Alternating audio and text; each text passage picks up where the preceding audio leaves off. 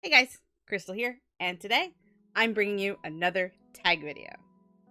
This tag video is the work in progress history tag, where a bunch of questions asking about the history of the work in progress itself, and not so much the world building or lore or anything like that. So I get to talk about the journey that I have been on thus far, and all the things that have changed and not changed without spoilers. This tag was brought to you by the wonderful Katie Ann from Katie Ann Writes. Her channel information and her video is going to be down below in the description. Check it out, click it, watch it. It's just so cool. When it comes to the history of Project Incarnate in general, it's been a ride. There have been many character changes, name changes, plot changes, long before I even decided what Project Incarnate was. But there's some questions that are going to be related to that, which are also going to be down below. So I will talk more about that in the further of this video. What am I doing with my hands right now? Let's get started with the questions. This is the Wip'story tag. Wip'story. Wip'story.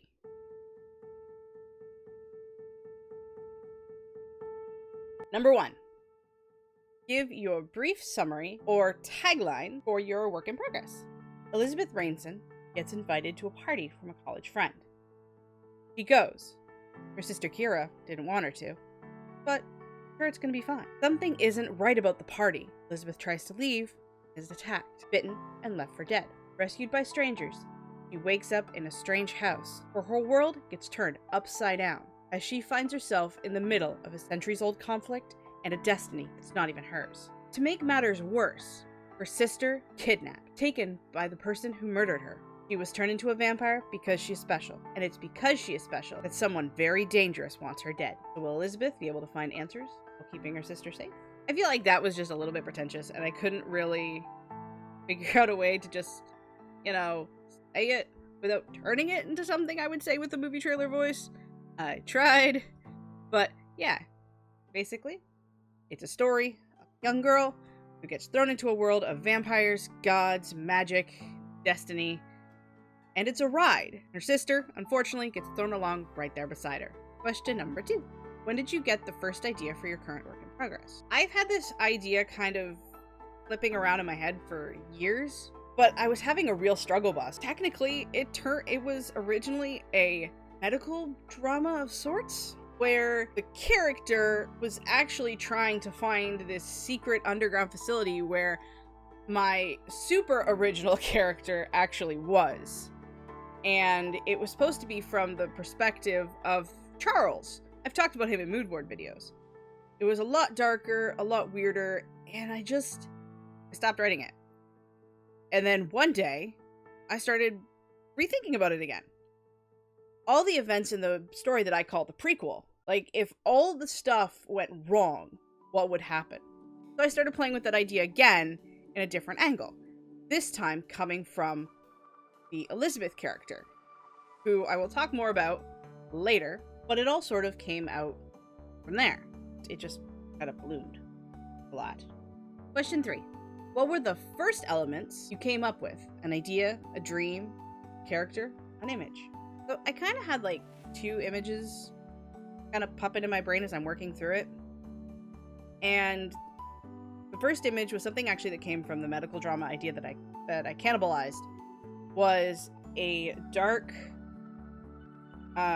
library, a dark office, and having just a fifth of whiskey, just that small glass, just sitting on the table, and having Charles staring at it, reflecting on everything that went wrong on what I call the final night.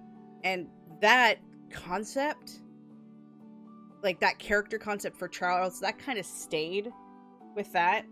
And then the other image was actually from a song that I was listening to at the time called Unsent Letter.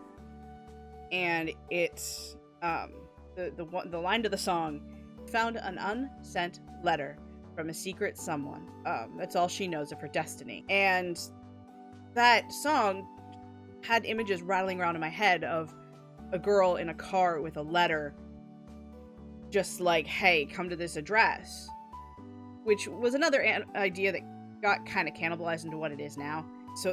But this girl is thrown into this whole new world, and she has to kind of figure out a way around it. So those were the things that got developed first. The tragic backstory of the characters that survived the final night, and the new girl having a completely normal life, 9-to-5 job, taking care of her sister, and all of a sudden she's now important. Question 4. What has remained the same in the story? The characters definitely stayed the same. Charles, I kept him. I kept the character Darian, who was also supposed to show up in this paranormal mystery medical drama thing. They've changed a little bit. Like, I kind of took the alcoholism out of Charles, even though he is kind of broody, but he tries not to look broody. The plot, what happens after the final night, it stayed mostly the same throughout.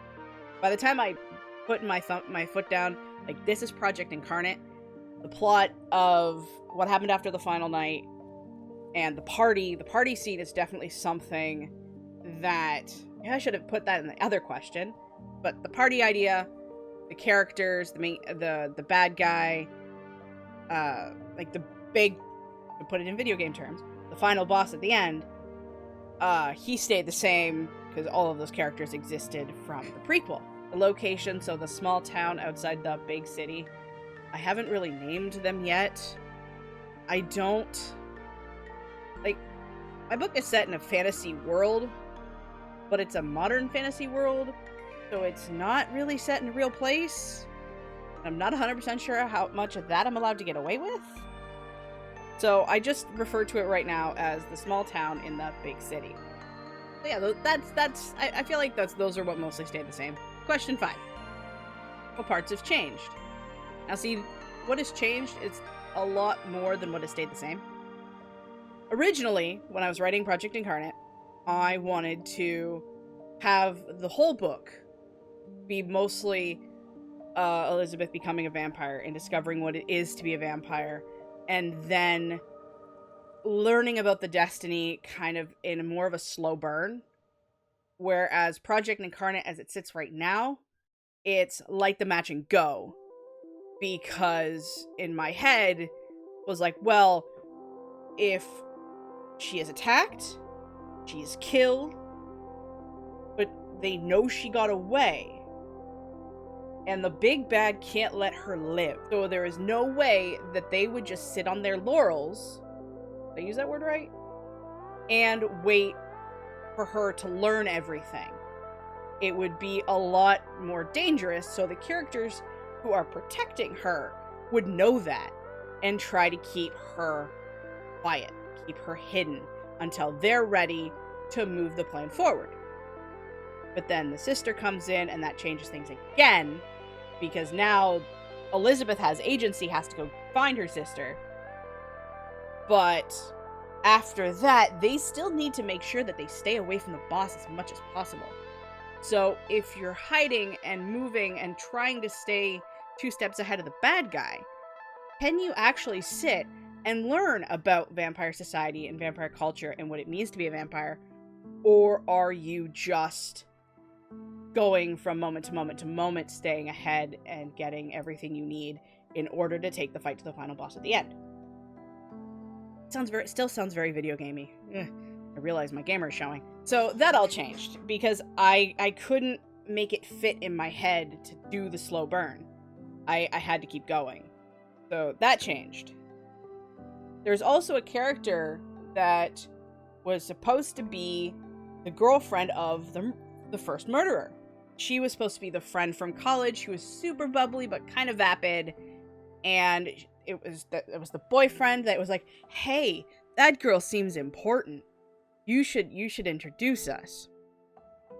And the more I thought about that, the dumber I thought it was. The girlfriend character just seemed useless. So I cut her out, gave half of her role to the boyfriend, so this is the Richard Henry character I've mentioned, and let him be the old friend from college who's like super charismatic and like kind of obsessed with her. But he's like everybody's friend, but he came back to town a little wrong because he's been a vampire for about 1.5 years.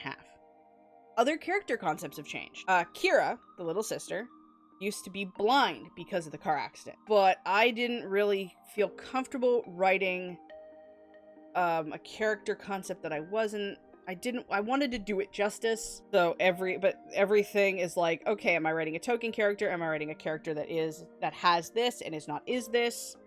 And it became this whole entire thing. So Kira's been changed significantly.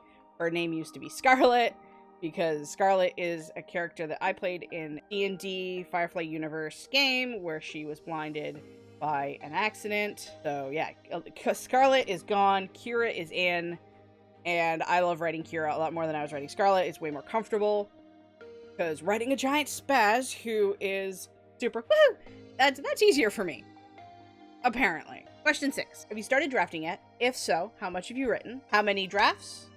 And if not, what stage in the process are you so far? So I'm working on draft 3 at the moment. It's being looked over by critique partners, and I'm waiting for notes and resisting the urge to jump back into it anyway, because I still feel a lot of it needs to change. I'm hoping to sit down with draft 3 soon, hopefully by the end of June or July.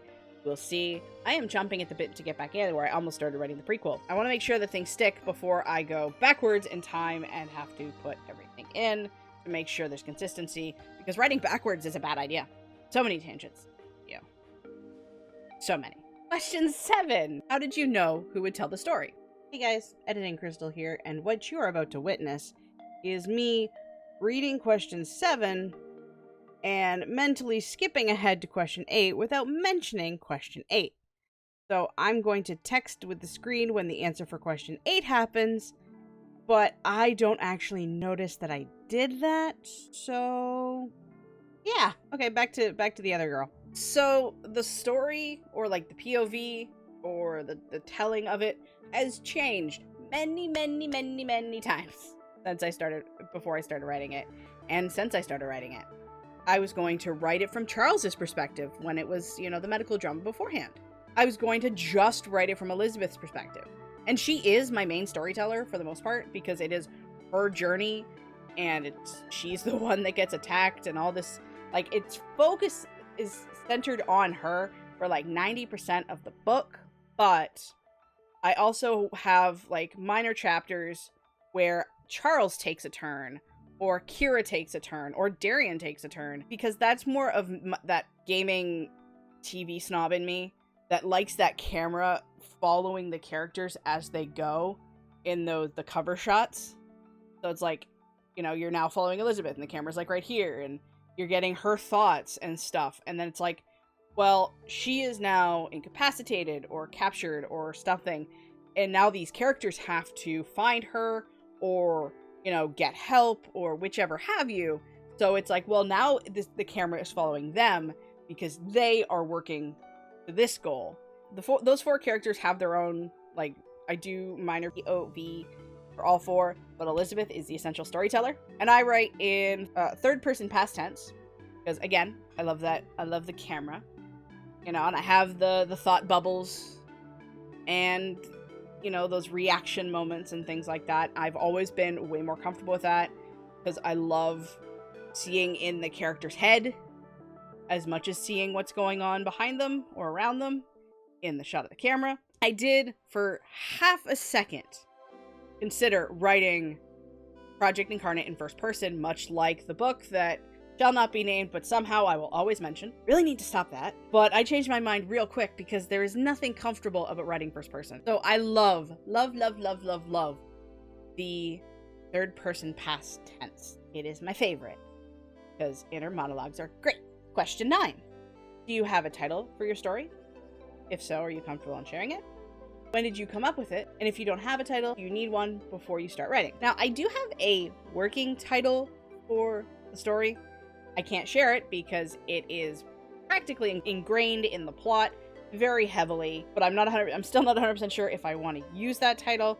So for right now, we're calling it Project Incarnate because of the destiny that isn't hers. So to avoid heavily spoilers and stuff, so we're gonna just sneak on by that. I did have the title, a different title for it originally, which I was gonna call it like Blood and Scotch, or some slight kind of pretentious, obviously on the nose name, because it was supposed to be just a dual POV between Elizabeth and Charles. and Charles is the Scotch, and Elizabeth is this new vampire. Because, you know, broody werewolf, and it was supposed to be this whole bit different thing, but that's when it was the medical mystery drama thing.